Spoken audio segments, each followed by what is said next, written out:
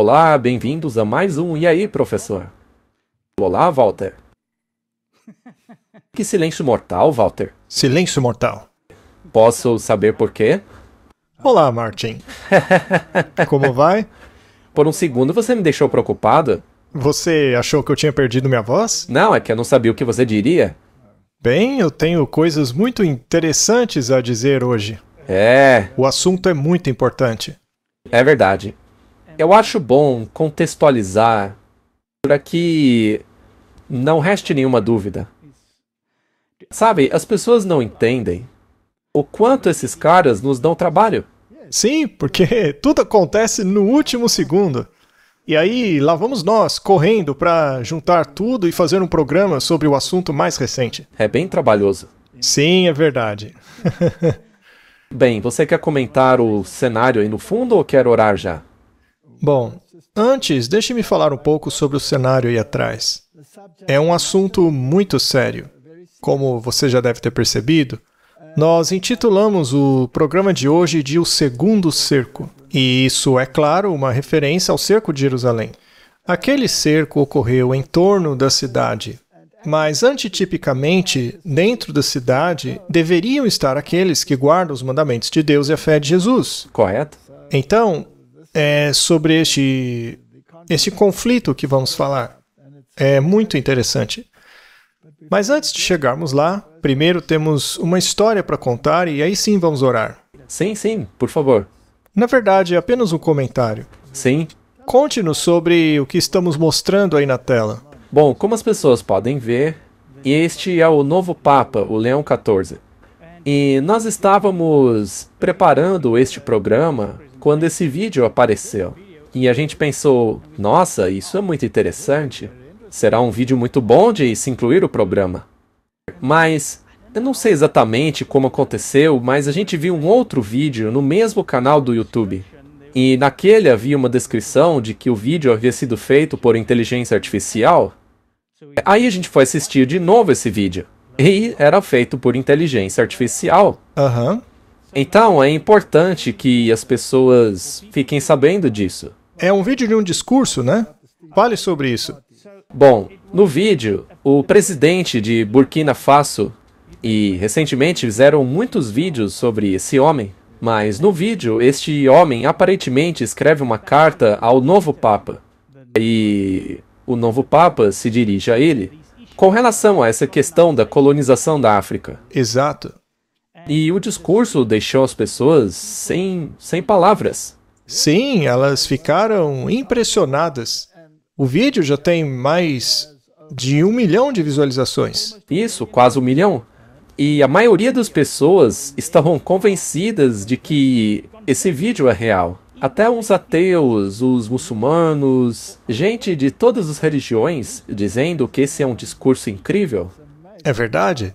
Se não fosse pelo fato do discurso ter sido gerado por inteligência artificial. Agora, se esse discurso teve influência de outras fontes, não sabemos. A questão é que ele é muito bem escrito, ele é muito bem feito. Existem algumas reviravoltas que provavelmente teríamos que analisar de um ponto de vista mais amplo, e não só do ponto de vista político, mas também do religioso, para dizermos se isso é legítimo ou não. Mas a questão não é essa. O fato é que esse vídeo foi gerado por inteligência artificial e não é baseado em fatos. Exatamente. E vale salientar que não conseguimos perceber imediatamente que isso foi inteligência artificial. Sim, tem gente que bate o olho e percebe, mas a maioria não é assim. E essa informação está tão escondida que você tem que procurar por ela, e a maioria não faz isso, apenas aceita. Portanto, isso pode servir de alerta para a nossa audiência. Pois é, eles filmaram o Papa verdadeiro falando, mas mudam o que ele está dizendo com a sua boca. E o mais importante a lembrar é que eles podem fazer isso com qualquer pessoa. Sim, e é isso que queremos que as pessoas percebam. Então, eles podem fazer isso com você e comigo.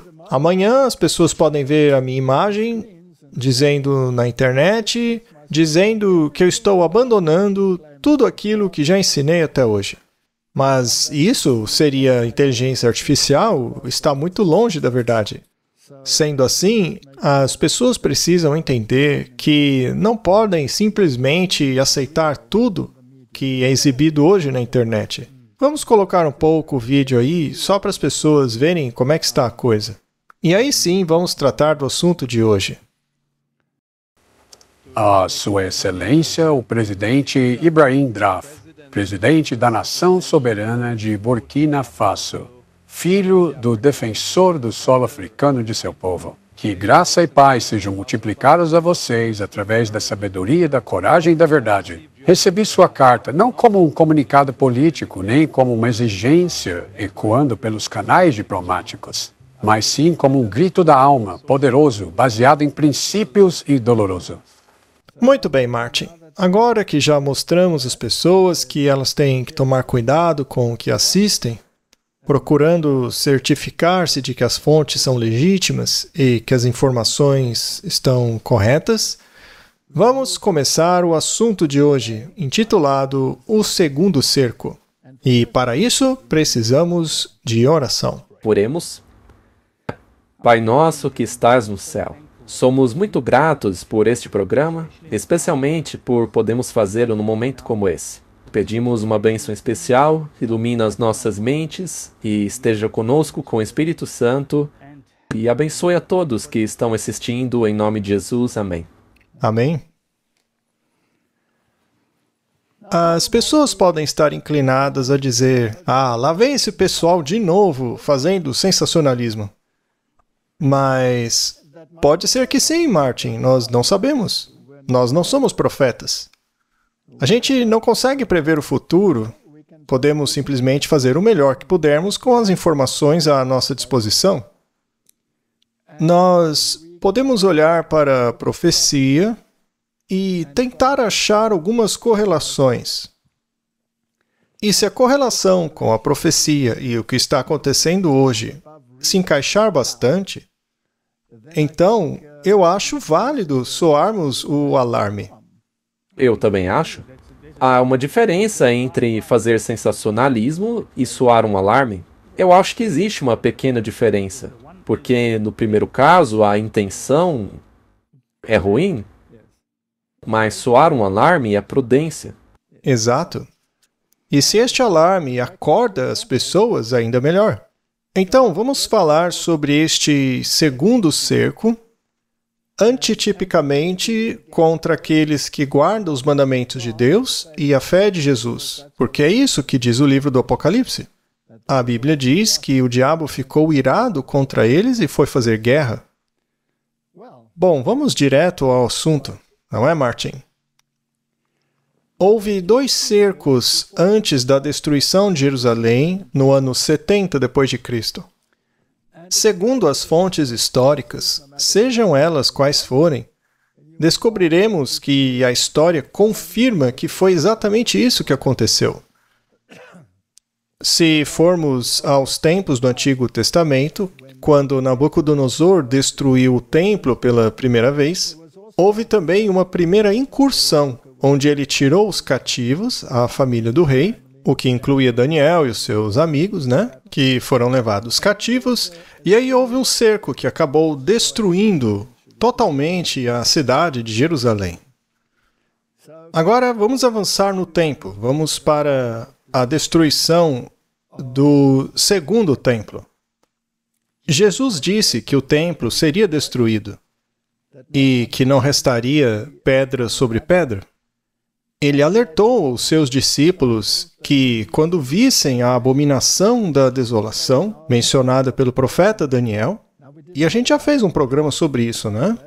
Acho que foi muito bom, foi providencial. A gente nunca planeja. Não planejamos essas coisas, mas a gente ora sim, pedindo orientação. Mas eu acredito que o Espírito Santo impressiona as pessoas a respeito do que deveríamos estar falando. Muito bem, houve 2 cercos. Vamos dar uma olhada nos 2 cercos. Estamos aqui citando o livro Grande Conflito. E como eu já disse, isso pode ser corroborado por fontes históricas. Então não é algo que estamos tirando da nossa cabeça. Nenhum cristão pereceu na destruição de Jerusalém.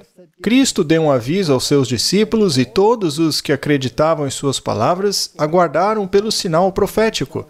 Quando virdes Jerusalém cercada de exércitos, disse Jesus, este é o texto paralelo em Lucas 21, sabei então que a sua desolação está próxima. Então os que estiverem na Judéia, fujam para os montes, e os que estiverem no meio dela, saiam. Muito bem, esta foi a advertência. Depois que os romanos, sob o comando de Sestio, cercaram a cidade, inesperadamente abandonaram o cerco, quando tudo parecia favorável a um ataque imediato. Então Sestio chegou com o seu exército. Eles iriam tomar Jerusalém. Mas aí ele recebeu uma certa mensagem e acabou indo embora. Vamos ler mais um pouco. Os sitiados estavam desesperados. Eles estavam a ponto de se render quando o general romano retirou suas forças sem a menor razão aparente. Mas a misericordiosa providência de Deus estava direcionando os acontecimentos para o bem do seu próprio povo. O sinal prometido havia sido dado aos cristãos que aguardavam, e agora uma oportunidade era oferecida a todos os que quisessem obedecer à advertência do Salvador. Os eventos foram tão ordenados que nem os judeus nem os romanos poderiam impedir a fuga dos cristãos. Nós não precisamos ler tudo, podemos resumir. Bem, os zelotas pensaram, esta é a nossa oportunidade de nos livrarmos dos romanos de uma vez por todas. Os zelotas eram os hebreus que queriam livrar-se de qualquer jeito da opressão romana. Entendi. Curiosamente, um dos discípulos era zelota também. Sim, lembre-se de que eles tinham essa noção em mente, de que a nação judaica se ergueria para governar o mundo todo. Mas eles estavam sendo governados. Isso não se encaixava na expectativa teológica deles. Então, enquanto o exército do primeiro cerco se retirava, eles atacaram os romanos, destruindo-os pela retaguarda. Os romanos conseguiram fugir com muito esforço, sofrendo pesadas perdas. Você pode imaginar a raiva que eles ficaram? Acho que Roma não gostou disso. Não. Eles ficaram completamente furiosos. Então decidiram cercar novamente a cidade para se certificar de que isso jamais aconteceria de novo.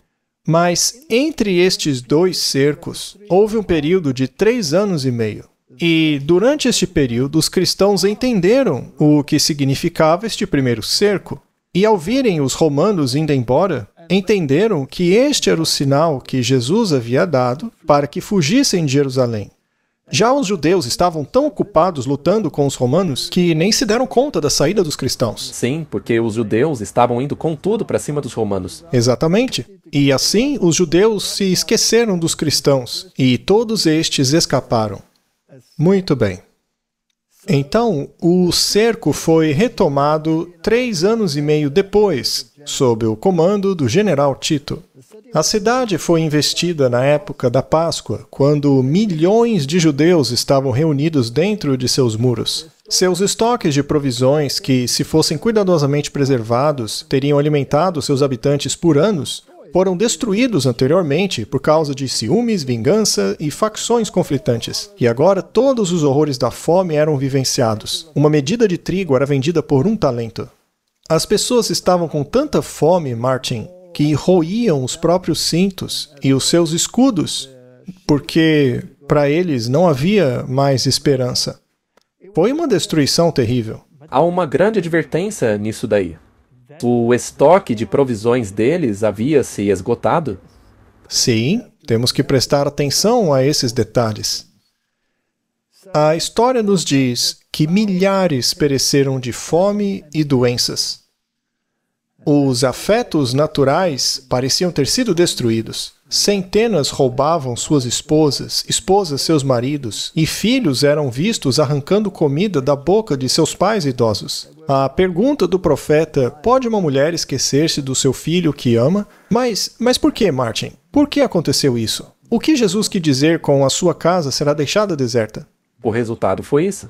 Eles rejeitaram a Cristo e ele honrou a escolha deles. Eles não estavam mais sob a sua proteção. Já os cristãos deram ouvidos ao aviso de Jesus e foram embora. Então, após o final daquele terrível cerco, que provavelmente acabou em um sábado, os exércitos romanos queimaram o templo e o ouro derreteu e correu entre as pedras. E para ter acesso a esse ouro, o exército começou a tirar todas as pedras do templo. E assim as palavras de Jesus se cumpriram: não ficará pedra sobre pedra. Mas há uma história interessante associada a isto. Vejamos o que diz Eusébio. Ele foi o historiador daquela época, o mais próximo daquele período. E ele deu o seguinte relato. Vamos ver. Ele disse que o Israel espiritual foi o Israel que foi salvo dessa destruição. Então, como ele expressa isso? Veja, então a semente espiritual de Abraão fugiu para Pela, do outro lado do Rio Jordão, onde encontraram um lugar seguro de refúgio e poderiam servir ao Senhor e guardar o seu sábado. E este é um ponto muito importante. Por que ele mencionou a semente espiritual? Afinal, hoje temos o dispensacionalismo circulando entre todas as igrejas, que afirma que há uma semente literal, que é Israel literal, e depois a igreja cristã. Mas a igreja cristã, de acordo, é claro, com essa teologia, será arrebatada, e somente os judeus serão associados ao reino messiânico aqui na terra. É claro que isso é completamente antibíblico. Esta é uma doutrina jesuíta que foi inserida entre os cristãos de hoje. Mas a questão é que todos os que estão em Cristo, de acordo com a Escritura, é semente de Abraão e herdeiro segundo a promessa. E é muito interessante que ele diga que eles não só encontraram um porto seguro, a semente espiritual, o Israel espiritual, ou seja, aqueles que estavam em Cristo e aceitaram-no como Messias, mas também que eles poderiam continuar a guardar o sábado. Vamos nos aprofundar um pouco mais nessa questão. E veja, isso aí é história, só estamos citando a história. Se formos a Pela atual, claro, as ruínas da antiga Pela são apenas ruínas, estão lá no sítio arqueológico da cidade, né? Mas esse é o lugar para onde eles fugiram. E a arqueologia revelou que o sábado do 7º dia continuou a ser guardado pelos cristãos. Os cristãos guardavam o sábado lá em Pela até o século IV. Bem, isso nega a historinha que as pessoas acreditam hoje de que já no 1º século os cristãos guardavam o domingo. A arqueologia nega isso.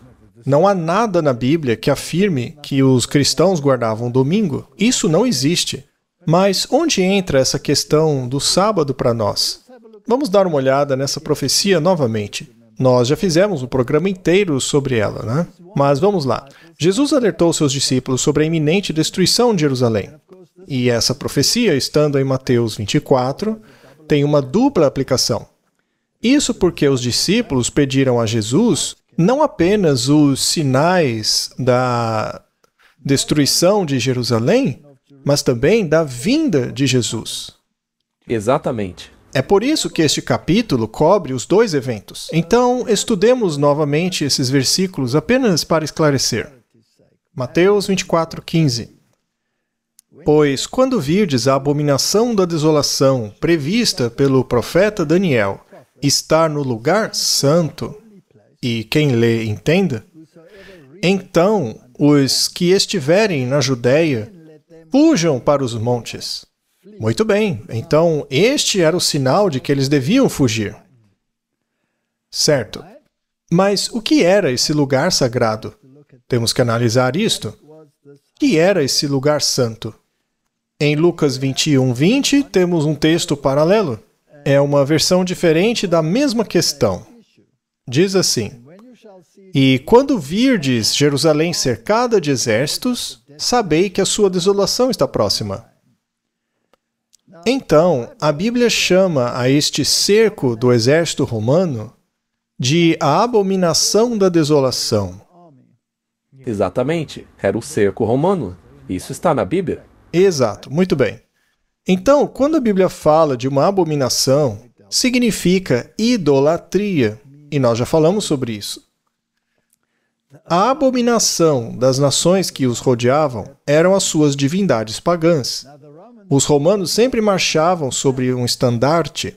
Este era um estandarte pagão. Mas o que era essa coisa especial que aconteceria quando este estandarte, este exército, que era uma abominação, ou seja, uma idolatria, e que, no fim das contas, levaria à destruição? Veja, qual era a questão importante ali? O que aconteceu quando eles fugiram para Pela? Fugiram para guardar o sábado. Fugiram para guardar o sábado. Quando os romanos sitiaram a cidade, eles montaram estandartes ou bandeiras nos quais eram retratados seus deuses pagãos. Estes estandartes foram plantados em uma área ao redor das muralhas da cidade, conhecidas como o solo sagrado. Lugar santo, Martin. Mas veja, não deve ser confundido com o lugar santo do templo, que é o primeiro aposento do templo. Não era lá. O exército estava fora dos muros. Do lado de fora da cidade. Este é o mesmo evento encontrado no livro de Mateus, que diz: portanto, quando virem a abominação da desolação predita pelo profeta Daniel estar em lugar santo, e quem lê que entenda, então os que estiverem na Judéia fujam para os montes. Muito bem, vamos falar sobre este lugar santo. Por que era chamado assim? Por quê? Esta era uma área de alguns quilômetros em torno da cidade. Mas o que havia de sagrado ali? Bom, temos que voltar à Bíblia para o tempo de Neemias. Ao lermos o livro de Neemias, vemos que uma das últimas reformas introduzidas foi a reforma do sábado. Ele percebeu que os mercadores, os comerciantes, chegavam a Jerusalém no dia do sábado para vender suas mercadorias.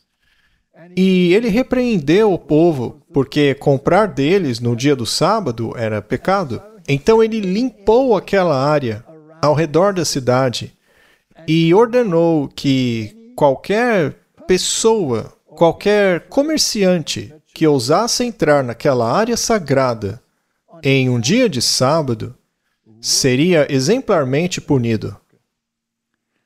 Então, houve uma grande reforma na cidade, porque esta área santa colocaria um fim à profanação do sábado, e ele limpou aquela área. E esta área foi limpa com o propósito de guardar o sábado. Portanto, aquele lugar santo que ficava ao redor da cidade foi santificado por causa do sábado. Deu para entender? Muito bem. Então, este ídolo, que é uma abominação, chegaria para profanar, porque, afinal, ele não deveria estar naquele lugar santo. Ele se colocaria num lugar onde nunca deveria estar. Ele iria fazer o que não deveria ser feito ao redor da cidade de Jerusalém. O que esse ídolo faria? Ele violaria um preceito. Então, tem que ver com a questão do sábado, porque era dele que se tratava esse lugar santo. Vamos analisar um pouco mais fundo. Vejamos esta afirmação feita pelo Espírito de profecia. O tempo não está longe como, assim como os primeiros discípulos, seremos forçados a buscar refúgio em lugares desolados e solitários. Assim como o cerco de Jerusalém pelos exércitos romanos foi o sinal de fuga para os cristãos judeus, a tomada de poder por parte de nossa nação no decreto impondo o sábado papal será um aviso para nós. Será então tempo de deixar as grandes cidades em preparação para deixar as menores e se refugiar em lares isolados, em lugares isolados entre as montanhas. Então, aparentemente, acontecerá um evento paralelo. houve o primeiro cerco sob Céstio, no qual o exército romano acabou se retirando, o que deu ao povo de Deus um período de tempo para se reagrupar e, na medida do possível, afastar-se do perigo. Depois viria um segundo cerco, que seria paralelo ao que aconteceu no cerco de Tito, do qual não haveria escapatória. Isso é muito sério. Muito sério. Bom, em 1897, em uma carta, a Carta 90, para ser mais preciso, ela fez a seguinte afirmação: o mundo protestante montou um sábado ídolo no lugar onde deveria estar o sábado de Deus. E eles estão seguindo os passos do papado. Por esta razão, vejo a necessidade de o povo de Deus se mudar das cidades para lugares isolados no campo. Afirmação interessante? Há ainda outra afirmação na Review and Herald. E será assim novamente. Mas a batalha será travada em torno do dia do sábado, o sétimo dia. As autoridades deste mundo se levantarão em seu orgulho e poder para fazer leis para restringir a liberdade religiosa. Eles assumirão um direito que é somente de Deus. E assim como Nabucodonosor, pensarão que podem forçar a consciência que só Deus pode controlar. Mesmo agora, eles estão dando um passo à frente. E veja, isso foi escrito em 1898. E isso eles continuarão até atingirem um limite que não poderão ultrapassar. Então Deus intervirá em favor do seu povo leal e cumpridor dos mandamentos. Lembre-se que a destruição de Jerusalém era um tipo da destruição do mundo. Sim. Certo, vamos analisar esses dois cercos, Martin, com mais detalhes.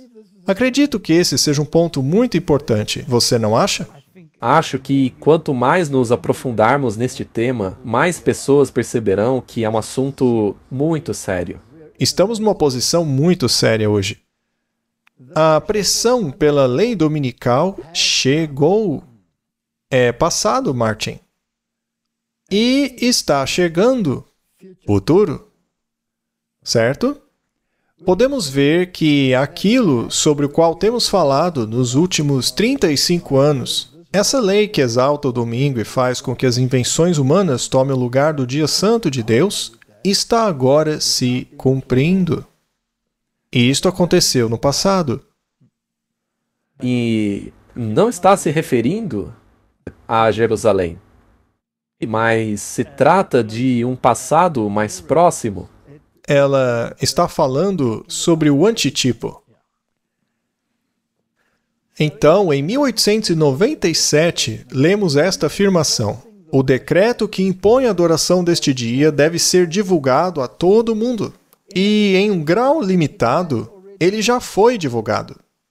Veja que é passado de novo.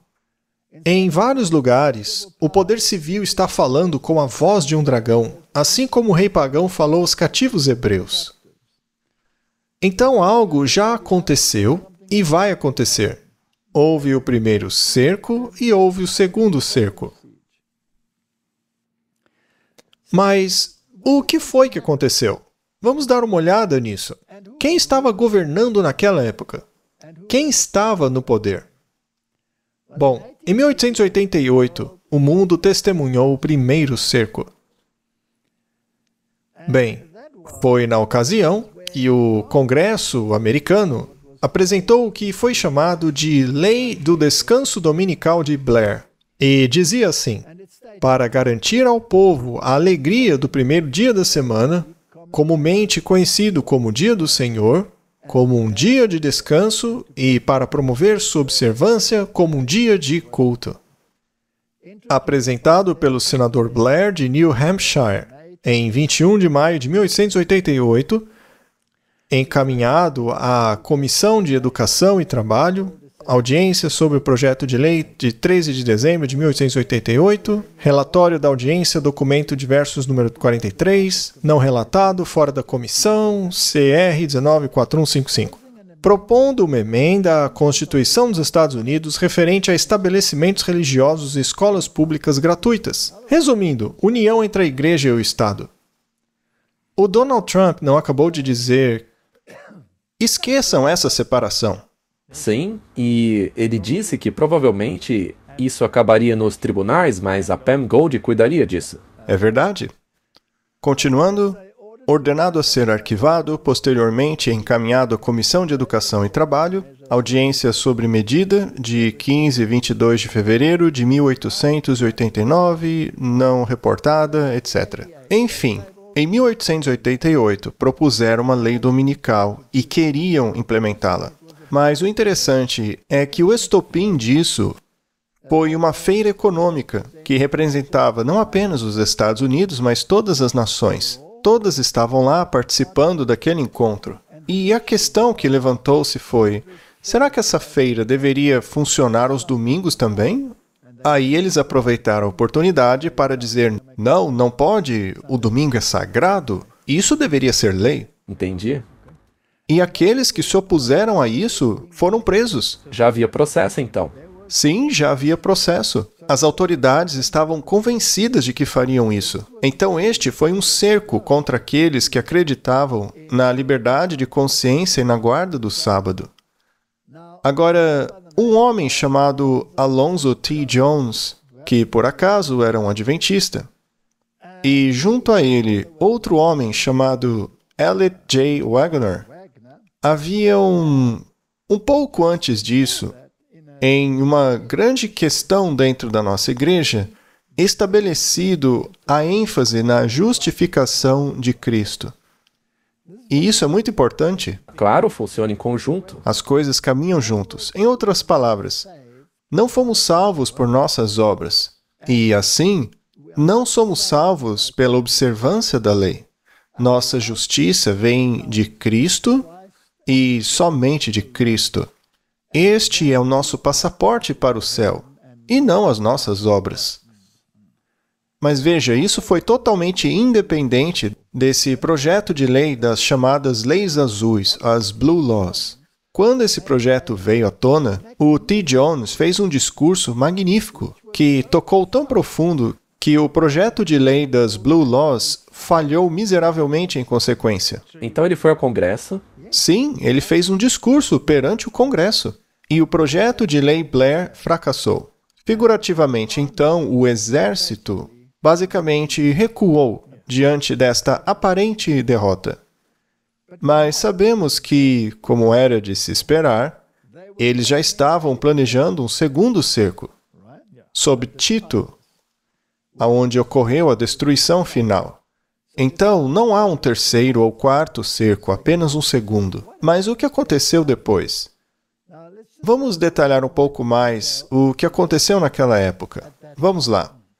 Naquela época, foi organizada uma organização chamada a Aliança do Dia do Senhor. Ok. E esta Aliança do Dia do Senhor era uma organização que tinha que trabalhar entre os povos e em vários níveis para garantir que o domingo fosse reconhecido como dia oficial de descanso e que essa derrota ou desistência não se repetisse. E chega a ser curioso como eles veem essa coisa do dia do Senhor como importante. E, claro, para eles é o domingo. Mas, como é de se esperar, a Igreja Católica definiu o dia do Senhor como domingo sem usar uma palavra da Bíblia para essa alegação. Simplesmente dizem que o dia do Senhor é o domingo. Mas, como eu disse, não há uma palavra na Bíblia que afirme isso. Pelo contrário, o único lugar na Bíblia que define o que é o dia do Senhor está lá em Isaías capítulo 58, onde diz que o sábado é o dia do Senhor e deve ser tornado honroso. Portanto, a Bíblia reconhece apenas o sábado como o dia do Senhor. Mas é claro que Roma mudou isso, como sempre. Bom, então eles criaram essa organização para defender o domingo como dia do Senhor. Sim, para trabalhar nos bastidores e nas esferas públicas para garantir que o domingo se torne o dia oficial de descanso, e por lei. Muito bem, Martin. Curiosamente, a Aliança do Dia do Senhor nos Estados Unidos foi criada em 1888. Interessante. Vamos ler. Naquele ano, representantes de 6 grandes denominações protestantes se reuniram em Washington, D.C., para organizar a União Americana do Sábado. Este nome foi posteriormente alterado para a Aliança do Dia do Senhor dos Estados Unidos. A LDA tem sido a única organização nacional cujo único propósito é manter e cultivar o primeiro dia da semana como um tempo para descanso, adoração, educação cristã e renovação espiritual. E isso foi tirado diretamente do site desta aliança. Então, não estamos inventando nada aqui. O ano de 1888 é muito importante. Coincidência interessante? Sim, sempre funciona assim. A história é muito precisa. Mas o diabo sempre tem uma falsificação. Sempre que algo importante acontece, ele vem com uma falsificação. Exato. Vamos voltar às afirmações. Em 1903, lemos no Espírito de Profecia. Chegou o momento em que, conforme Deus abra o caminho, as famílias devem sair das cidades, as crianças devem ser acolhidas no interior, os pais devem obter um lugar tão adequado quanto seus recursos permitam. Bem, isso foi escrito depois do primeiro cerco, que foi em 1888, e visto que foi escrito em 1903, este é o período intermediário no qual você vê isto acontecendo, onde eles querem estabelecer o sábado idolátrico, e como reação a isso, deveríamos tentar nos distanciar das cidades. A Review and Herald, de 1906, traz esta declaração. Devemos mostrar ao mundo que reconhecemos nos eventos que estão ocorrendo agora em conexão com o movimento da Reforma Nacional o cumprimento da profecia. Aquilo que nos últimos 30 ou 40 anos proclamamos que viria, agora está aqui. Como vimos, o mundo estava levantando essa questão. Sim, estava afincando sua bandeira. Curiosamente, não foi só nos Estados Unidos que isso estava acontecendo. Nos Estados Unidos foi mais difícil, porque lá tem uma separação legal entre a igreja e o Estado. Então, teve que ser mais debaixo dos panos. Mas na Europa não foi debaixo dos panos, foi à vista de todos. Então, temos uma aliança do dia do Senhor em muitas, mas muitas frentes. E esta aliança faz uso específico do poder dos sindicatos para alcançar seu objetivo. O capital e o trabalho devem ser a força motriz. E temos que nos perguntar, quem introduziu os sindicatos para impulsionar esta agenda, não é? Sempre olhe para o que está impulsionando tudo. Certo, mas como fazer isso? Veja, nós não temos todas as respostas. Não podemos dizer às pessoas como exatamente elas devem deixar as cidades, a fim de se distanciarem da destruição. Então, como lidar com isso? Bem, veja o que ela diz aqui. Por anos, fomos instruídos a que nossos irmãos e irmãs, e especialmente as famílias com crianças, planejassem deixar as cidades a fim que o caminho se abrisse diante deles. Muitos terão que trabalhar arduamente para ajudar a abrir o caminho. Isso é importante, porque a gente já sabe, como sempre acontece, que muitas pessoas vão fazer perguntas para a gente sobre isso. Quando eu devo sair? Como vou sair? Já devíamos estar saindo. Isso é algo evidente. Se você não consegue fazer isso sozinho, então peça ajuda a outra pessoa. Agora, se for impossível sair, então comece a orar por isso. E deixe que Deus cuide da questão. Algumas pessoas não conseguirão sair das cidades, mas neste caso, Deus cuidará da questão. Mas de nossa parte, temos que fazer tudo o que pudermos. Muito bem. Isso se torna muito importante à medida que avançamos. Mas também somos advertidos que tudo deve ser feito de forma decente e ordenada. Isso não pode ser feito com pressa ou pânico. Ela continua dizendo, mas as cidades não serão alertadas? Claro que serão, mas não pelo povo de Deus vivendo nelas, mas por este visitando-as. Portanto, não devemos nos tornar exclusivistas, muito menos monásticos. Nós Temos que lidar com estas questões, temos que falar com as pessoas, precisamos ter igrejas, fazer campanhas, mas não devemos morar nas cidades. Elas são muito violentas. As cidades hoje não são violentas? Martin, basta olhar os noticiários. Não é seguro morar em um lugar apinhado de gente, porque em qualquer momento um carro pode aparecer e te atropelar de propósito. Quantas vezes a gente já não viu isso na televisão, não é? Quantos tiroteios em massa já testemunhamos? De que mais precisamos para nos convencer de que as cidades não são seguras para se viver? Eu acho que isso já está na cara há muito tempo. Veja, este aviso aí foi dado em 1889. E não quer dizer que você tem que morar longe da cidade. Você pode simplesmente viver fora delas, mas procure não se envolver no que acontece lá dentro. Veja, existem alguns lugares onde é difícil ou perigoso viver em fazendas, como a África do Sul, por exemplo. Mas é tão perigoso como na cidade. Então, não existe lugar seguro. Não existe lugar seguro. À medida que Deus abre o caminho, então devemos nos reunir, trabalhar juntos, fazer planos. E não procurem a nossa orientação, mas a orientação de Deus.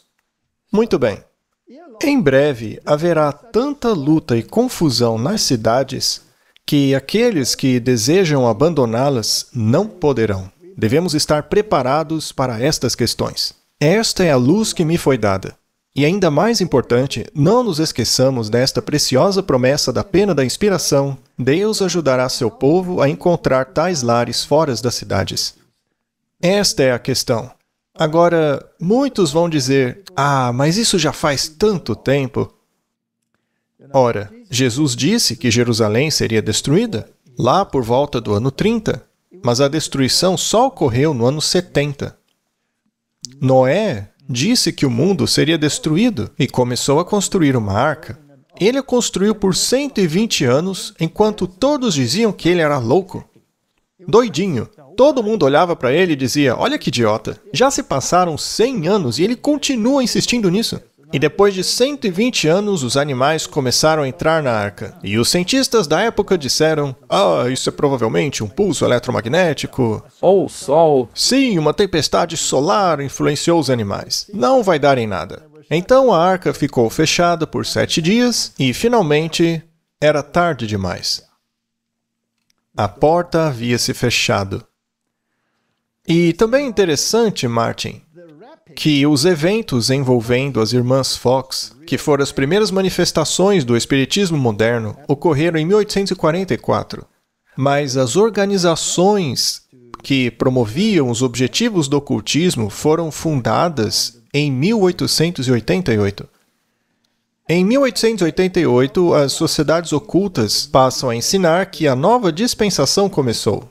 Aqui nós temos um artigo chamado A Grande Obra, Os Mestres Vindouros, e diz assim: aceitamos o fato que, após o drama nos céus, a nova dispensação, que teve seu início real em 1888, terá atingido seu ápice, assim como a antiga, e que um Salvador, um grande líder, um maior do que qualquer outro antes, nascerá, e possivelmente já nasceu. Já tivemos muitos desses caras aí. Hoje mesmo existe um no Oriente Médio que afirma ser o Messias dos muçulmanos, dos judeus e dos cristãos. E há muitas pessoas se aglomerando em volta dele. Isso, para mim, é incompreensível. Porque Jesus foi muito claro ao dizer, quando ouvirem dizendo aqui e por ali que o Messias chegou, não deem ouvidos, porque a sua volta será como relâmpago, visível do Oriente até o Ocidente. Mas a data é interessante. Então, em 1888, tivemos o primeiro cerco. Agora, o que aconteceu também em 1888? Houve um reavivamento mundial. O cristianismo estava sendo impulsionado por este movimento. Dwight Moody e A.D. Pearson estavam liderando grandes avivamentos. O movimento de voluntariado estudantil das missões estrangeiras foi organizado e houve uma explosão de ocultismo ao mesmo tempo. Ora, a Bíblia não diz que a religião do dragão também seria preeminente nos últimos dias. Sim. Ela irá atrás do povo remanescente. Ele quer destruí-lo não apenas fisicamente, mas espiritualmente. E o debate do domingo estava em pleno vapor, não só nas igrejas, não só na aliança do Dia do Senhor, mas na esfera política. Os adventistas estavam sendo perseguidos por violação dominical. Alguns já haviam sido presos e milagres e curas estavam acontecendo entre os fiéis por todo lugar. Foi um período interessante na história.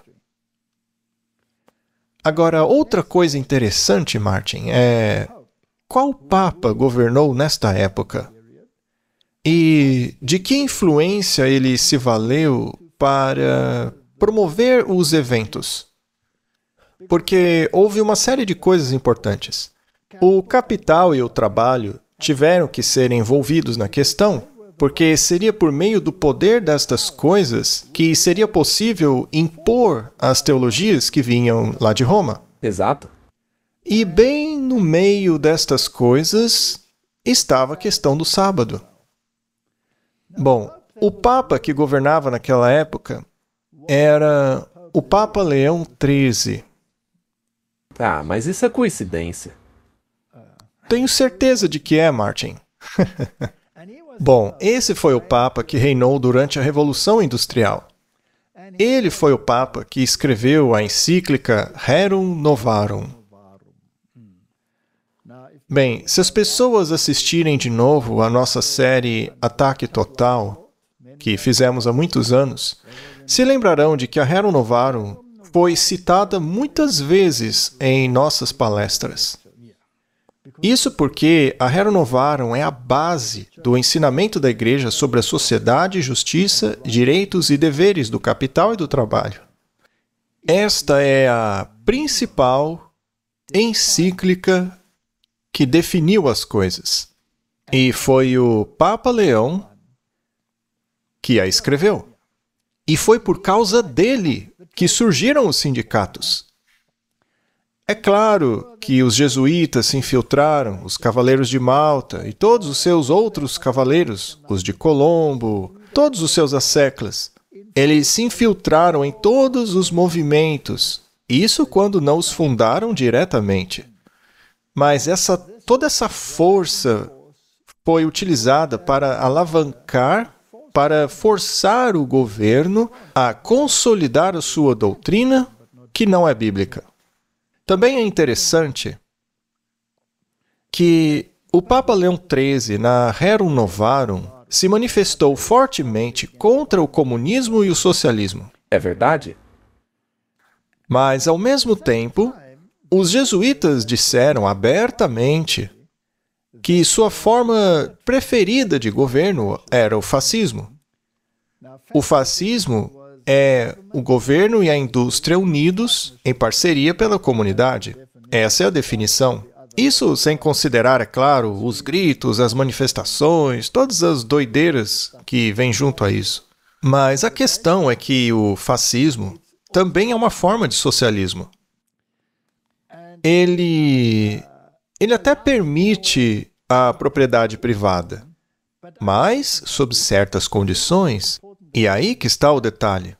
Roma sempre funciona assim. É como o conceito de liberdade de expressão e de religião deles. Você é livre, mas em certas condições. Sim, Martin. Temos que ler as entrelinhas para descobrir o que está acontecendo.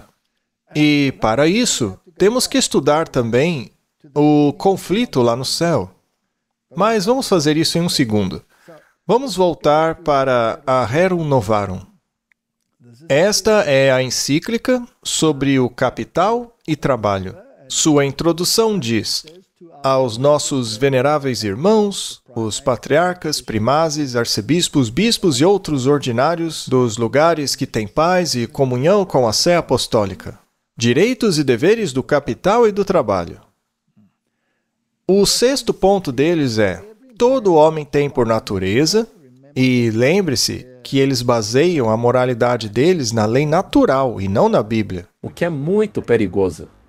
todo homem tem por natureza o direito de possuir propriedade como sua. Olha que maravilha, Martin! Que alívio! Então, tudo bem, porque no comunismo não existe esse direito. O comunismo é o extremo. Que, na verdade, foi criado pelos jesuítas também, certo? Tudo aconteceu por volta de 1844. Eles se valeram da estratégia da dialética hegeliana para empurrar as coisas em uma outra direção. Mas então esse Papa se distanciou do comunismo, até mesmo do socialismo radical.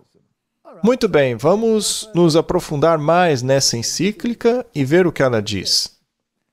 Então, esse Papa reinou de 1879 a 1903. 1888 foi um balde de água fria no papado. Bom, vamos ler aqui. Em relação à Igreja, sua cooperação nunca será considerada insuficiente, seja qual for o tempo ou ocasião, e ela intervirá com um tanto maior efeito quanto mais irrestrita for sua liberdade de ação. Que isso seja cuidadosamente levado a sério por aqueles cuja função é salvaguardar o bem público. A Igreja estava restringida, o que significa que ela não podia se mover como gostaria. Isso por causa da separação entre Igreja e Estado. Então ela tinha que se adaptar, e ela foi para uma outra direção aqui. Ela criou alavancas para ter um pouco mais de espaço de ação, correto? E esta encíclica foi escrita em 1891, no 14º ano do nosso pontificado, e nosso com N maiúsculo. Lembre-se de que o papado afirma ser uma divindade. Ele assume na Terra o lugar de Deus. Portanto, todas as prerrogativas de Deus, segundo os próprios escritos da Igreja, são prerrogativas dela. Todos os títulos atribuídos a Deus e a Jesus, ela atribui a si mesma. Vamos analisar isso um pouco melhor. Quando Deus criou a humanidade, Ele disse: eu vou dar a vocês a vida eterna, contanto que obedeçam os meus mandamentos. Sim. Esta foi a condição. Se você quebrar esta condição, se não quiser fazer parte dela, então vou pegar de volta aquilo que te dei, e vocês deixarão de existir. No dia em que você comer do fruto, certamente morrerá. Deus, ao criar o homem, o colocou em um jardim. Deus plantou esse jardim para quem? Para o homem. Para o homem, o lugar mais lindo que se pode imaginar. Eu vou te dar isso, disse ele. Este será o seu lar. Você será feliz aqui, sob uma condição: que obedeça os meus mandamentos e a minha palavra. Se não quiser, eu pego tudo de volta. Ou seja, você deixa de existir. Alguns acham que nisso Deus estaria matando a pessoa. Mas isso não é verdade. Deus não mata ninguém. É a pessoa que escolhe. A única coisa que Deus faz é dizer: ok, eu estou entendendo que você não quer a vida, então vou pegá-la de volta. Mas alguns dizem: não, isso não é justo, eu quero a vida, mas para fazer o que eu quiser. Mas Deus foi justo desde o início. É uma condição. É um acordo. Eu não sei como as pessoas podem dizer que isso é injusto. Se vocês me amam, guardem meus mandamentos. Agora, se você diz que me ama, mas não guarda os meus mandamentos, então você é um mentiroso. E a verdade não está em você. Isso é bíblico. Sim, é bíblico. Aí chega o diabo e diz: não, não, não. Eu te darei uma vida maravilhosa. Mas perceba que ele não diz que vai te dar a vida eterna. É verdade, ele te promete coisas aqui. Então a definição dele de ser salvo, que é a mesma definição dos jesuítas, é viver uma vida muito boa aqui nesta terra. Isso é ridículo, porque é muito curta essa vida. Por outro lado, Deus é eterno. Mas o ser humano tende a não ver isso. E é aí que entra o problema. Isso. Para as pessoas, tudo o que importa é o agora. E é por isso que precisamos de colírio espiritual. Muito bem. Então o diabo diz: eu vou te dar uma vida muito boa nesta terra, mas sob a minha condição. E a questão vai ainda mais longe. Deus diz que tudo é dele. E ele dará a quem ele quiser. Todo o gado, toda a terra, tudo é meu. Mas aí Roma diz, não, é meu. Segundo a Bíblia, o dragão deu ao papado seu trono, poder e autoridade. Sabemos que o dragão é o diabo. Quando ele tentou Jesus, ele não o levou ao pináculo e disse, tudo isso te darei? Sim, Com isso, ele não está alegando ser o dono de tudo. sim. Ele acha que é o dono. Se ele não acreditasse ser o dono de tudo, não teria oferecido a Cristo. Mas tem uma condição. Temos que adorá-lo. E essa mesma condição se aplica hoje. Você terá a verdadeira vida humana e poderá ter tudo o que precisa para ser feliz. Apesar de não ser o dono de nada, Isso, sob a condição de que você me adore e me obedeça. Então, tanto Deus como o diabo estão reivindicando a mesma coisa. De um lado, Deus diz, eu sou o Criador. Eu te dou a vida sob a minha condição. E assim você será dono de suas coisas para sempre. Por outro lado, o diabo diz, eu sou dono de tudo. Tudo pertence a mim. E caso você não me adore e obedeça, você não terá nada. O que acontecia àqueles que rejeitavam o catolicismo na Idade Média? perdiam tudo. Perdiam tudo. Se você não aceitasse a autoridade papal, você ia para a tortura para que mudasse de ideia. E se não o fizesse, era queimado na fogueira. Você era punido como um herege. Muito bem, vamos analisar isso com muito cuidado. Pode demorar um pouco, mas é muito importante estudarmos isso porque estamos caminhando para o segundo cerco. No artigo 22, ou melhor, ponto 22 da Rerum Novarum, o Papa Leão XIII cita Tomás de Aquino. Tomás de Aquino é o santo católico citado não apenas pelo Papa Leão, mas por todos os papas subsequentes e os anteriores. Diz assim, é lícito, segundo São Tomás de Aquino, ao homem possuir propriedade privada, e isso também é necessário para a continuidade da existência humana. Mas, se a pergunta for feita, como devem ser usados os bens de alguém, a Igreja responde sem hesitação nas palavras do mesmo santo doutor, o homem não deve considerar seus bens materiais como seus, mas como comuns a todos, de modo a compartilhá-los sem hesitação quando os outros estiverem em necessidade. Então já tem uma pequena ressalva aí, não é? Vamos ver o direito canônico, para entendermos no que isso implica. De acordo com o direito canônico, o controle de todas as propriedades do Estado eclesiástico romano pertence ao Papa, seu imperador supremo. É por isso que ele conseguiu desenhar o mapa da América do Sul e dizer, tá bom, essa parte aqui da América do Sul vamos chamar de Brasil e dar aos meus fiéis administradores. Portugal, você pode cuidar, eu deixo. Vá lá, tome conta do país. Curioso que eles não eram chamados de colonizadores, não é? E a outra parte da América do Sul vamos entregar ao meu outro fiel administrador, a Espanha. Vamos chamá-la de Argentina. E assim várias porções foram dadas a Portugal, outras para a Espanha, para que controlassem. E curioso que ele não os chama de colonizadores. É verdade? Mas isso é só um detalhe. Tudo bem. Vamos ler John Robbins, do livro Megalomania Eclesiástica. Ele diz assim, a doutrina católica da propriedade privada encontra eco no regime comunista do século XXI, no slogan comunista, a cada um conforme sua capacidade, a cada um conforme sua necessidade. Então a necessidade transforma os seus bens em bens de todo mundo. Sim. Por exemplo, se eu estiver em necessidade, eu posso simplesmente ocupar uma casa sua que você não esteja morando, e você não pode me tirar de lá. Por exemplo, tente fazer isso em Londres ou em qualquer outro lugar. Se alguém invadiu sua propriedade, é muito difícil tirar a pessoa de lá por meio da lei. E Tomás de Aquino, na sua Suma Teológica, também escreveu: como os bens de alguns são devidos a outros pela lei natural, não é pecado quando o pobre se apropria dos bens do seu próximo. Isso contraria diretamente o mandamento de Deus. Isso é roubo. Nos casos de necessidade, todas as coisas são propriedade comum, de modo que não é pecado pegar aquilo que é do outro, pois a necessidade a tornou em bem comum.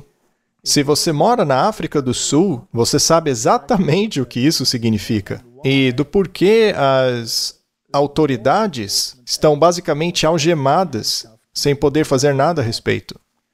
Ele continua dizendo: apropriar-se daquilo que é do outro não é pecado e nem crime.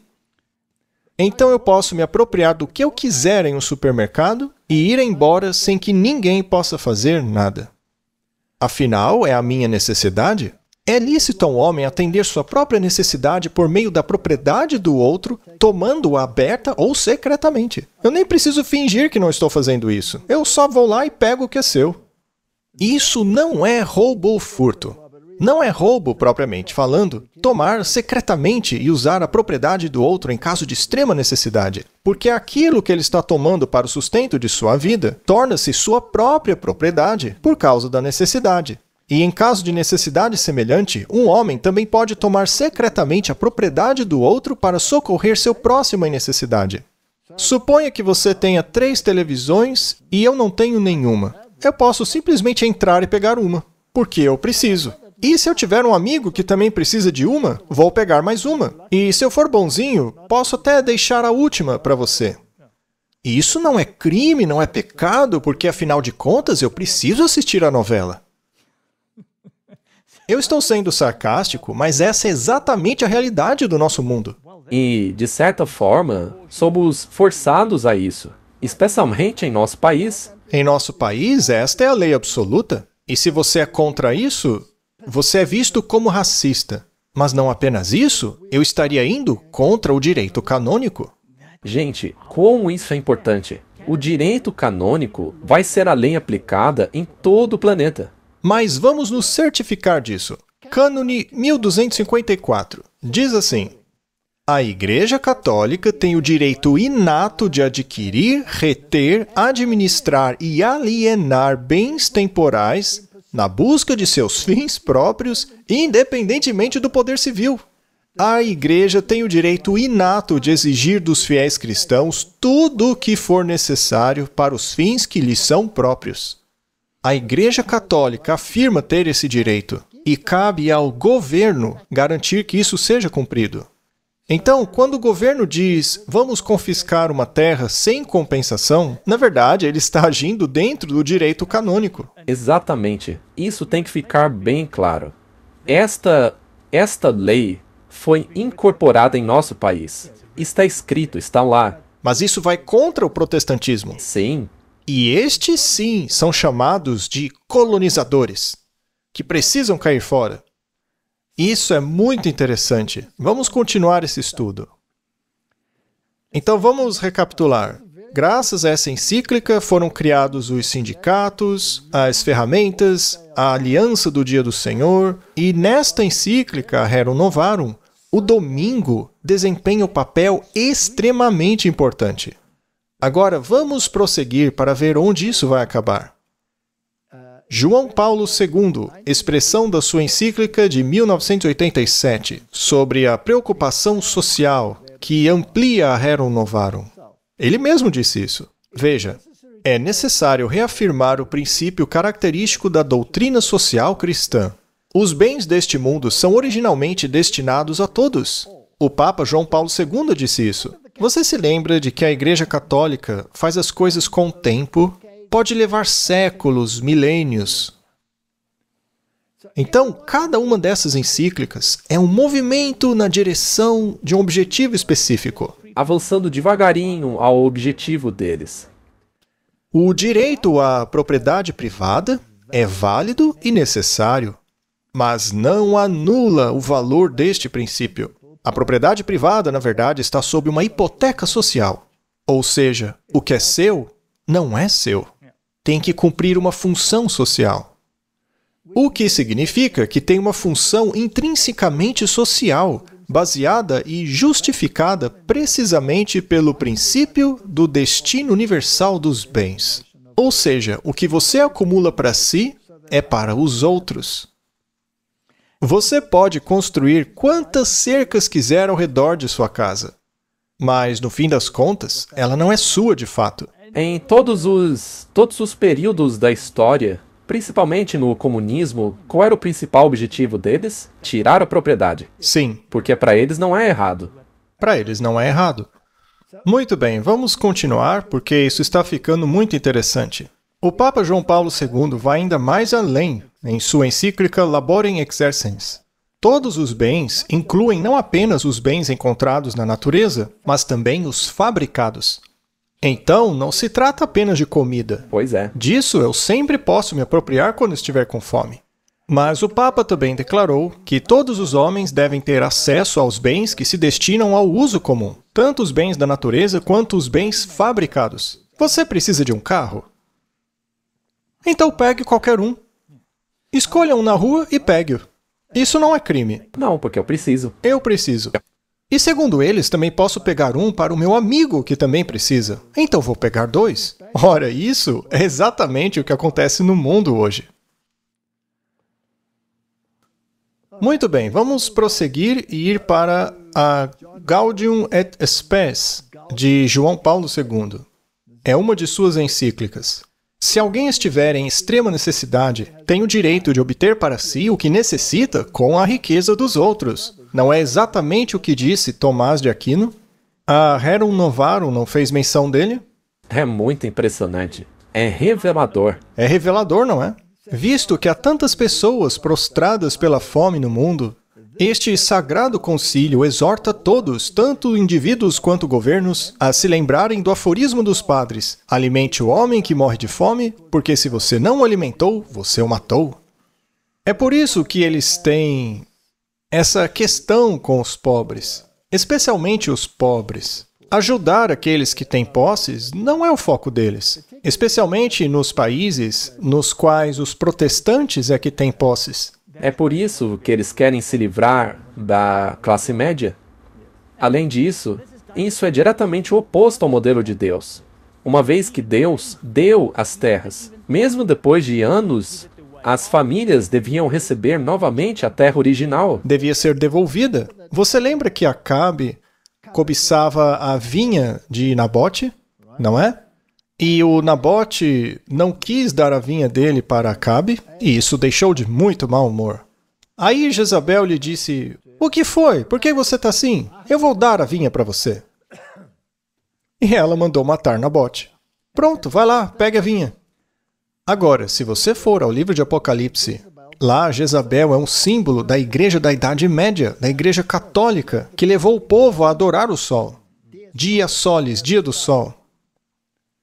Aquela mulher achava ter o direito de matar Nabote e pegar o que era dele. Ou seja, é o mesmo comportamento da Igreja Católica. É exatamente o que lemos em suas encíclicas.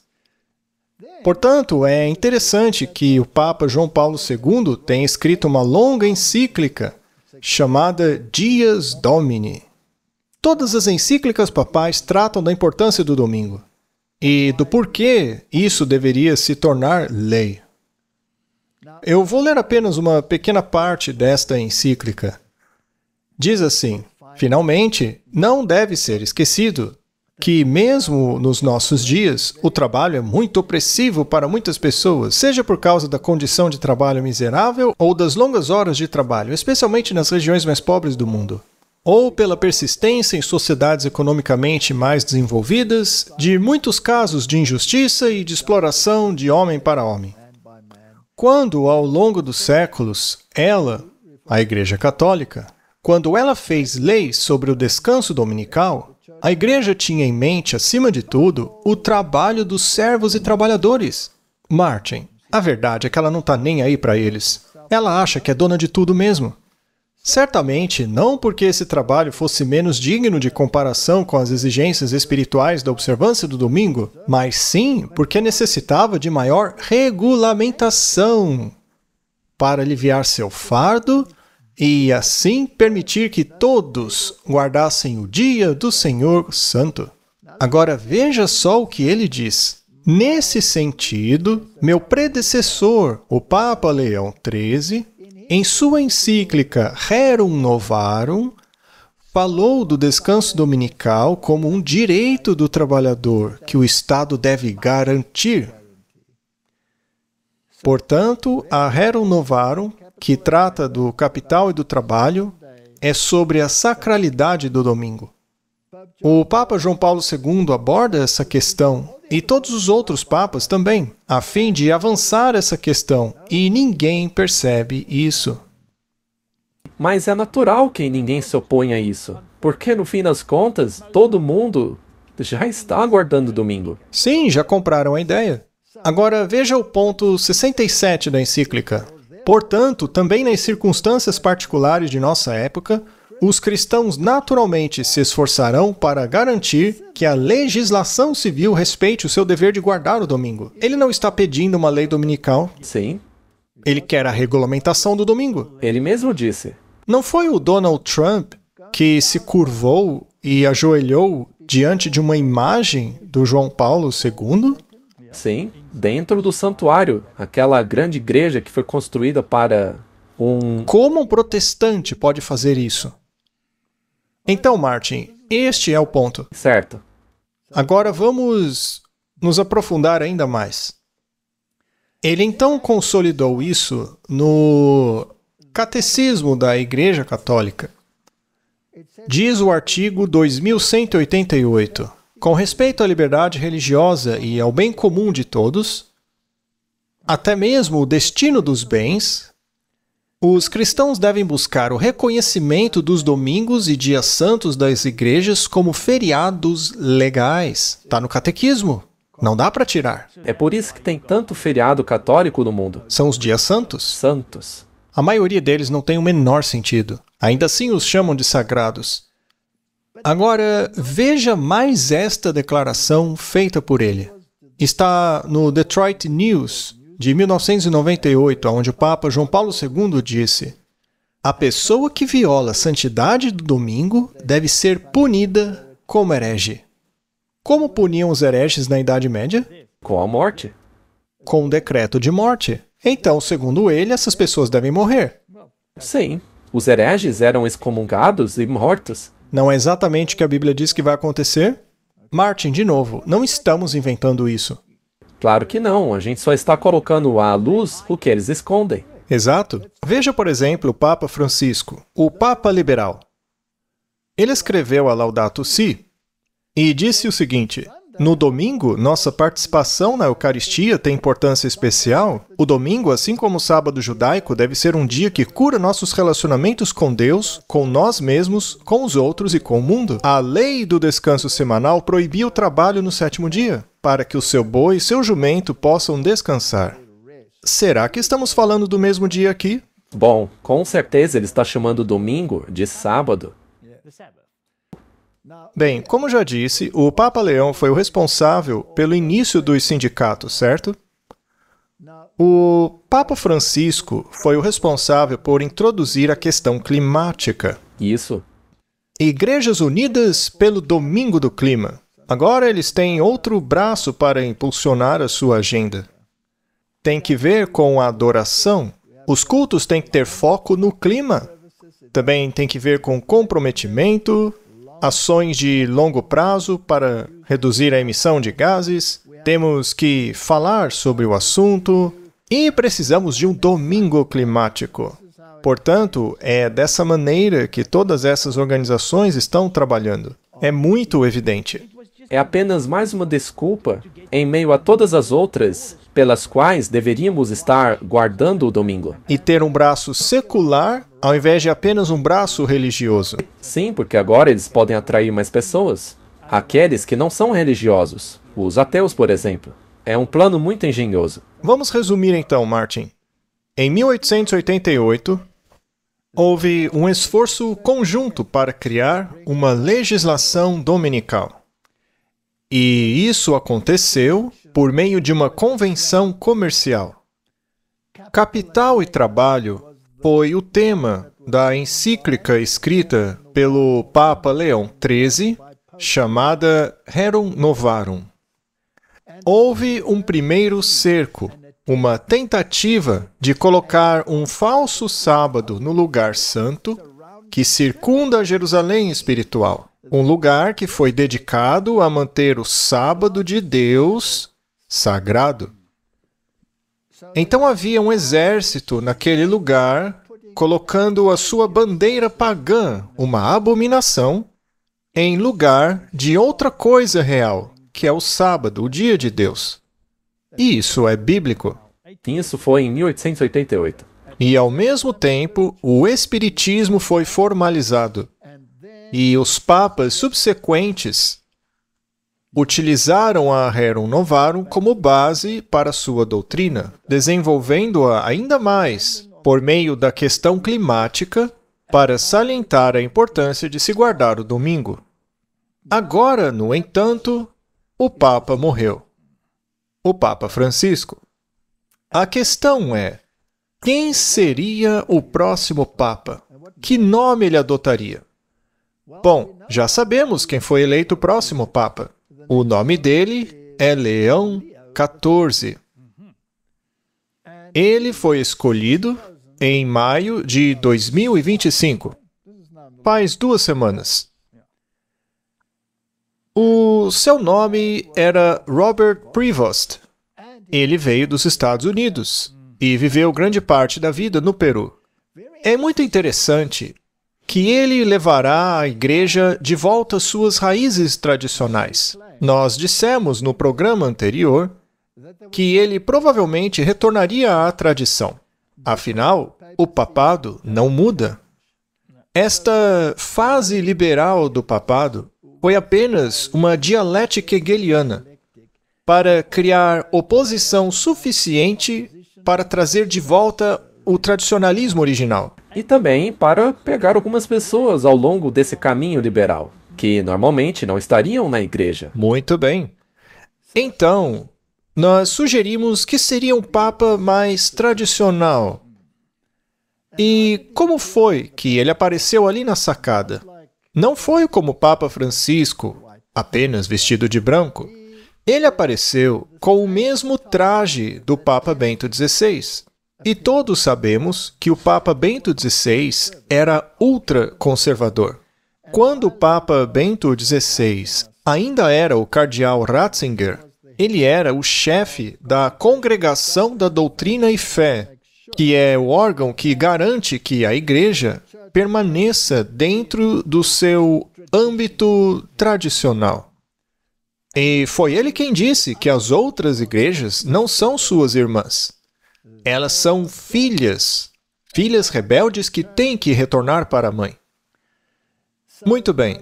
Esse novo Papa, o Papa Leão XIV, apareceu ali na sacada vestindo a mesma roupa tradicional que o Ratzinger utilizou. Agora, a questão é, por que ele adotou o nome Leão? Nós não precisamos especular. Vamos perguntar a ele mesmo por que adotou o nome Leão. E depois perguntaremos ao Vaticano e aos jesuítas o que eles pensam sobre isso. Porque, lembre-se, Martin, Francisco era jesuíta. Sim. E ele nomeou a maioria dos cardeais que hoje escolheram o atual Papa. Ele foi o primeiro e provavelmente o único Papa jesuíta. E os jesuítas conhecem a agenda melhor do que ninguém. Se eles desempenham um papel liberal ou conservador, isso é apenas fachada. Eles sabem muito bem aonde querem chegar. O resto é teatro jesuíta. Vamos perguntar ao novo Papa por que ele escolheu o nome Leão.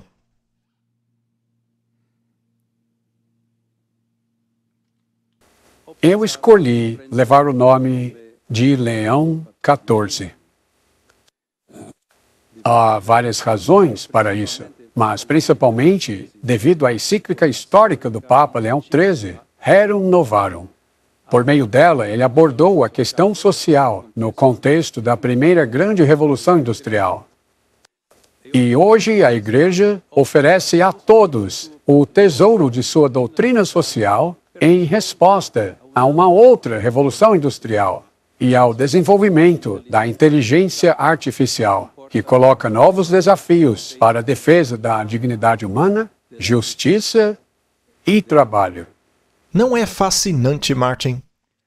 Ele escolheu o nome Papa Leão XIV justamente por causa da agenda da encíclica Rerum Novarum. A Rerum Novarum, quando escrita pelo Leão XIII, se deu na primeira Revolução Industrial, e agora temos uma nova Revolução Industrial que ameaça a humanidade com a inteligência artificial. Lembre-se do videozinho que mostramos no início. Mas, além disso, existem todos esses robôs e coisas tomando o lugar da humanidade. Então, precisamos de um salvador.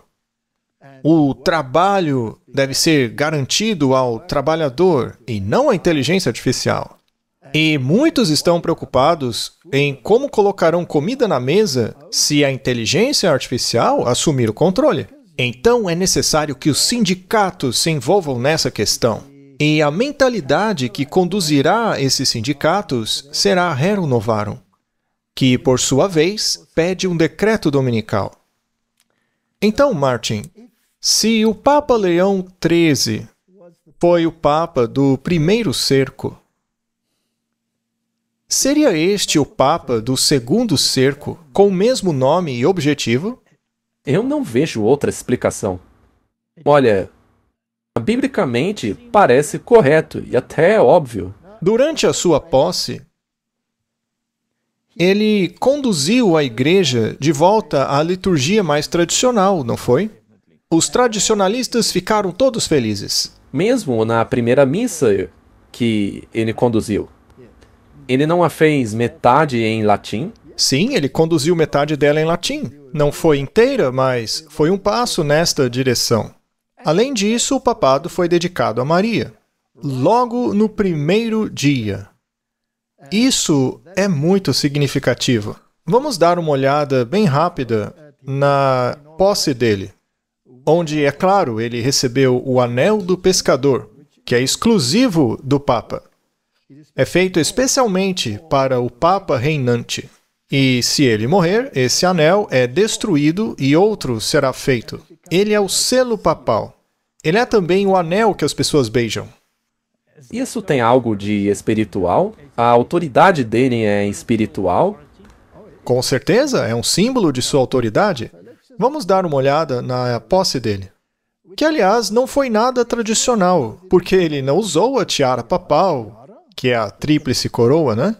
Mas ele usou a pele de cordeiro como pastor e o anel do pescador. O Papa Leão XIV foi empossado com uma cerimônia em Roma no fim de semana, em que reuniu líderes globais para marcar a ocasião memorável. A nomeação do Papa Leão XIV marca um retorno às raízes da Igreja Católica. O novo Papa confirmou em reunião com o corpo diplomático do Vaticano que a família é fundada na união estável entre homem e mulher.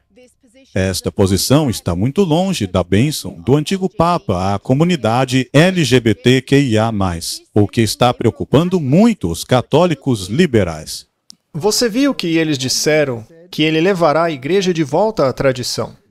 Então, estamos vendo aí uma igreja que quer ser como sempre foi, o que seria a cura total da ferida. Eu li um comentário nos contrapondo, porque dissemos que a ferida foi curada quando Mussolini devolveu os Estados Papais em 1929. Mas esse foi o início da cura, porque daí em diante eles recuperaram seu poder político. No entanto, os outros aspectos do seu poder ainda não foram estabelecidos. A cura dessa ferida é contínua até estar completa. Sim, a cicatrização final da ferida será quando a Igreja e o Estado se unirem e começarem a legislar juntos. E é muito importante que ele tenha dado ênfase à família, porque na encíclica do Papa Francisco, a família é associada ao descanso dominical. O que eles querem é um descanso dominical sincronizado, a fim de atender à necessidade das famílias do planeta. Vamos ler alguns artigos escritos a esse respeito. mas não temos que lê-los todos, né? A BBC fez a seguinte pergunta: quem é Robert Prevost, o novo Papa Leão?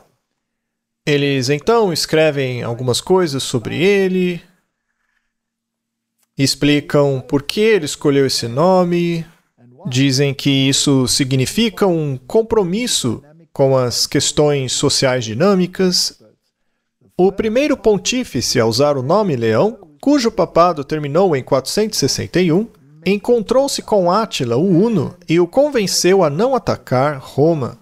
Já o último Papa Leão liderou a Igreja de 1878 a 1903 e escreveu um tratado influente sobre os direitos dos trabalhadores, a Rerum Novarum.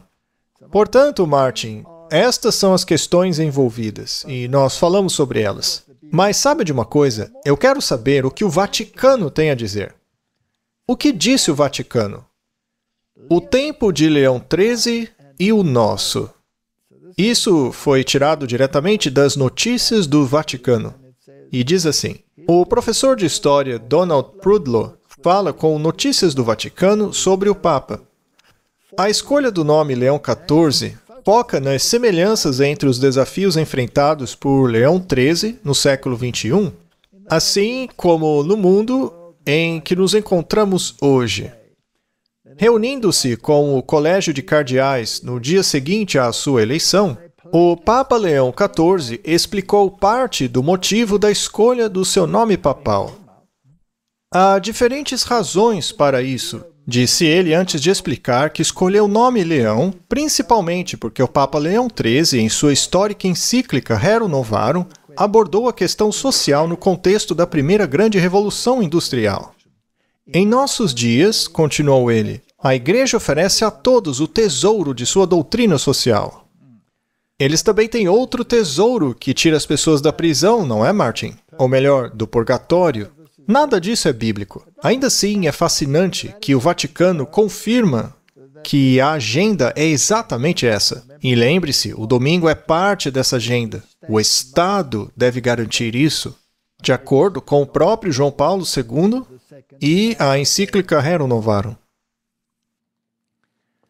Mais uma vez, eles reiteram que foi por causa da Rerum Novarum que o nome foi escolhido. Essa encíclica é em defesa da dignidade humana, da justiça e do trabalho. E a inteligência artificial é a nova ameaça do trabalho. Eles então perguntaram algumas coisas para esse Dr. Prudlow. O senhor pode falar um pouco sobre o que o Papa nos disse sobre a conexão entre os tempos de Leão XIII e os nossos tempos?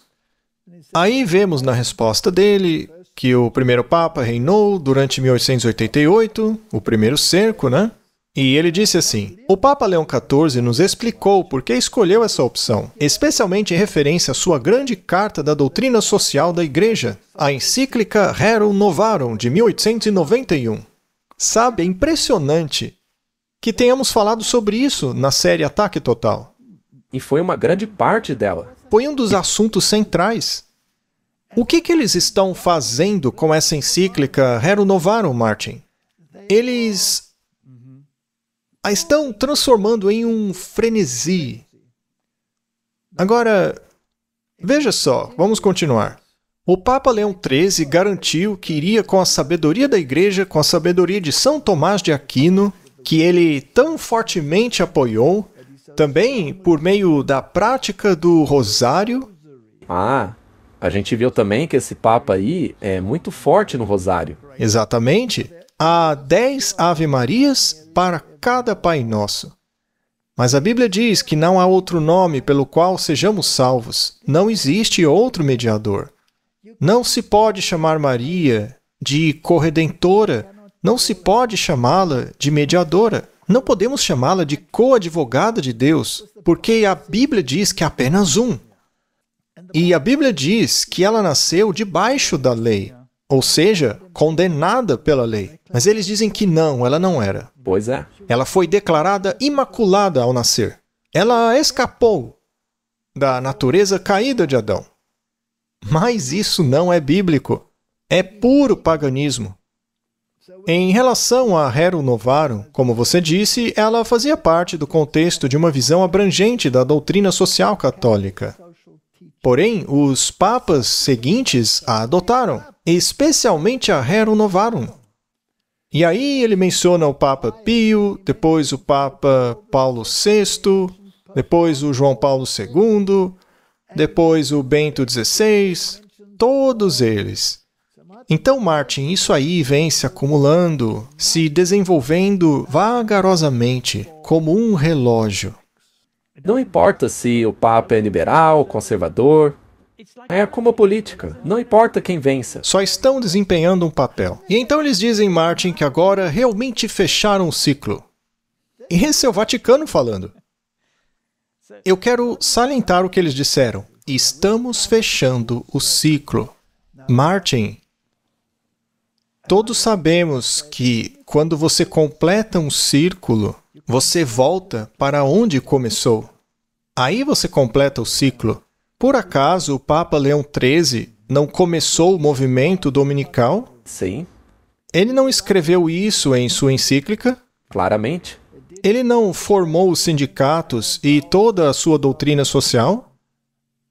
E houve uma tentativa de se introduzir uma legislação dominical e organizar o capital e o trabalho de acordo com os ideais dele? Sim, Agora, fechando o círculo, chegamos no início de novo. Não estamos no segundo cerco? não consigo ver de outra forma. Martin, você sabia que depois do segundo cerco vem a destruição do mundo? É claro. Porque uma bandeira pagã será erguida no lugar santo onde não deveria estar. É uma abominação que causará desolação. E veremos isso com o avanço do exército romano. Ouviremos o estrondo das carruagens romanas. Exatamente. Outra coisa muito importante é que, ao ouvirem isto, os cristãos da igreja primitiva fugiram. Antes do segundo cerco. Então temos uma janela muito curta. Muito bem, Martin. Eu sempre quero saber o que dizem os jesuítas, especialmente sobre estas questões. Vamos então ao porta-voz oficial dos jesuítas nos Estados Unidos. Vamos ver o que a revista deles nos diz. A importância do nome. Por que o Papa escolheu o nome Leão XIV? Bem, Martin, ele está falando sobre o direito dos trabalhadores, do Papa Leão XIII. E um dos direitos dos trabalhadores era o domingo, que, segundo eles, o Estado deve garantir. Eles também falam sobre a encíclica Rerum Novarum. Então, veja, todos os jesuítas estão a bordo nesta mesma agenda. A agenda nunca mudou. Então, eles seguem falando da encíclica Rerum Novarum, falam também das outras encíclicas que foram feitas nos anos seguintes, a 40º ano, Mater et Magistra, Pacem in Terris, todas tratando das mesmas questões. Até a Laudato Si e a Fratelli Tutti. Que fala da importância do domingo.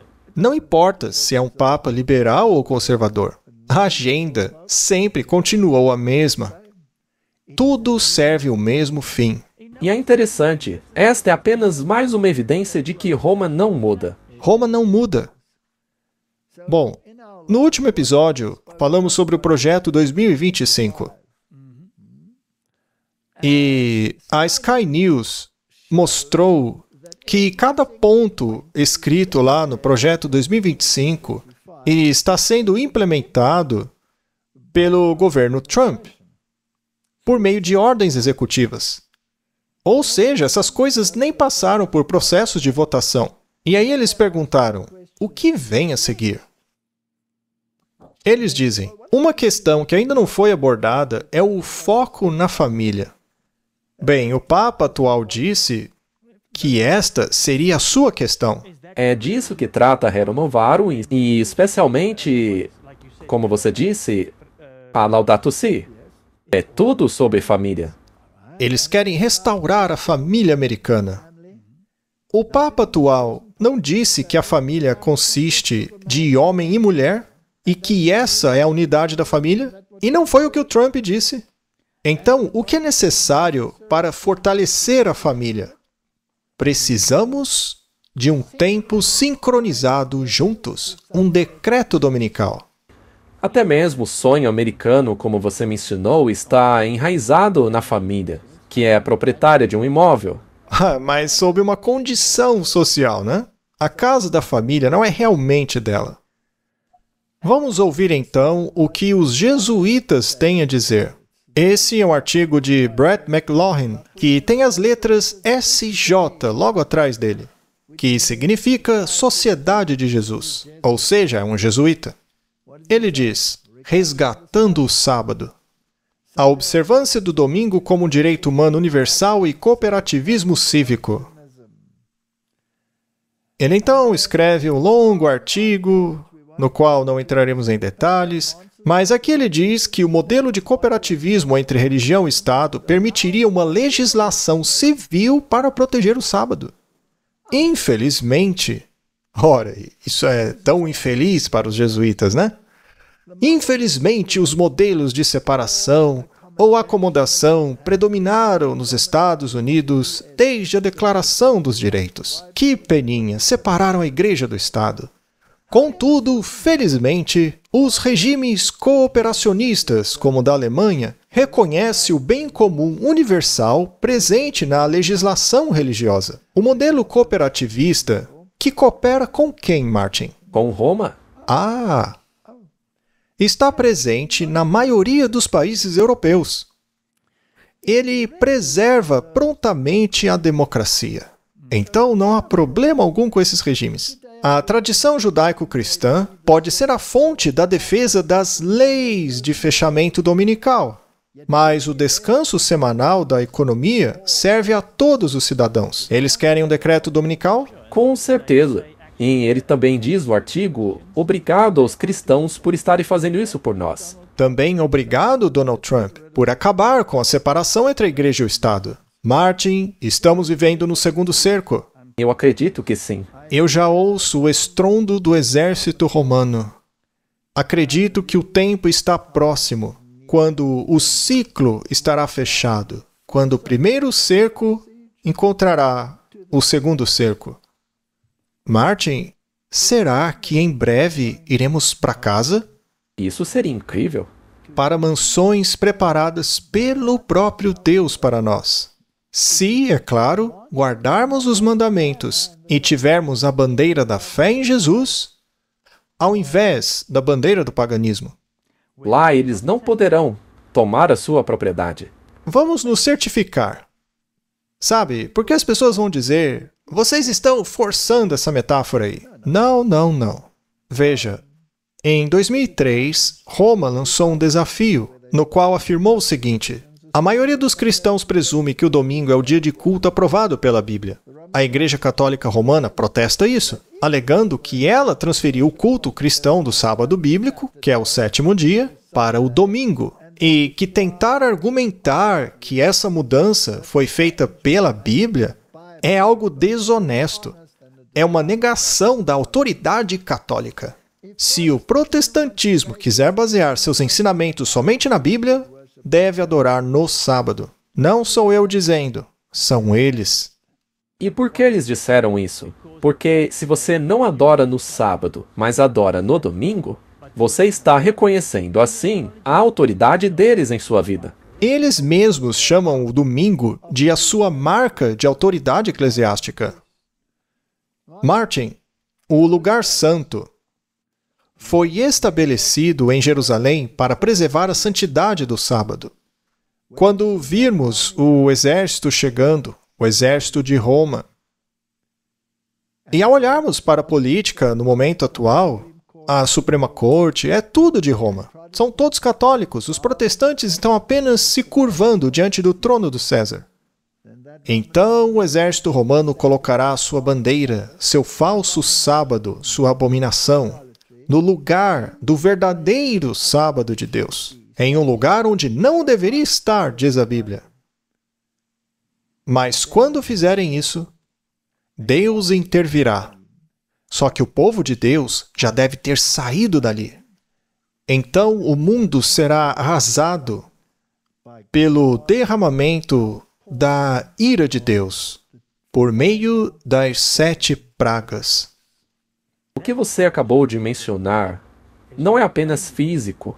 Não, é espiritual. Temos que sair da Babilônia mentalmente. Temos que fugir da Babilônia mentalmente, fugir de suas práticas idólatras, para que, mesmo que alguns estejam presos na cidade, ainda estejam sob a proteção de Deus.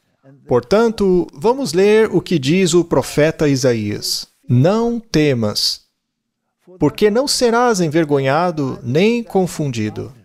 Não serás envergonhado, porque te esquecerás da vergonha da tua juventude, e não te lembrarás mais do opróbrio da tua viuvez.